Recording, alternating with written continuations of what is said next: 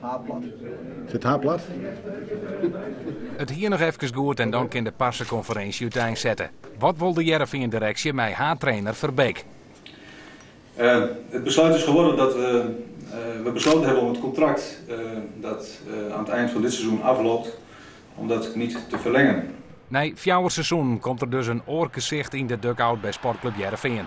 Verbeek zelf ziet graag nog 2 jaar terug wilt, want het idee hier dat zijn werk in het Abel Enstra stadion nog net klaar wie. Als je naar het zin hebt, dan is het werk vaak hartstikke plezierig en wil er ook goed werken. Nou ja, en dan is het wel een beetje een verrassing dat ze op een gegeven moment dit beslissen. Dat is gewoon zo, dat ben ik eerlijk in. We zijn bezig met de ontwikkeling van een toekomstidee voor de club. En daar hingen we iets van, we moeten dan toch de komende jaren naar jou hier, Gert-Jan, een iets horen impuls aan de club. Ja. En dat is niks ten nadele van Gert-Jan, maar dat is iets wat wij denken dat wichtig is voor de club, voor de toekomst. En wij denken dat het misschien ook wel weer mogelijk maakt dat Gert-Jan op de wat langere termijn nog weer een keer weer eens bij ons weer omkomt.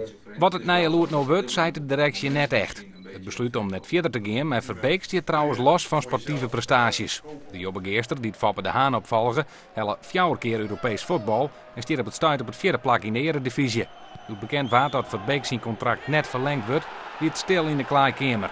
Dan denk ik, dat is het raar dat je vertrekt, maar blijkbaar willen ze een nieuwe trainer of zo. Ik weet niet, ik heb het allemaal nog niet goed meegekregen, maar ik denk dat hij zeker ergens anders aan de bak kan.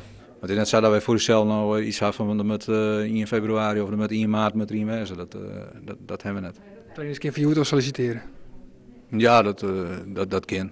Maar we kunnen zelf ook ziek. En wat docht Verbeek? Je moet het hier nemen in de komende weken en de komende maanden, dan zal er wel wat om jou komen. En er moet wat bij zitten voor mij. En dat is jouw actie.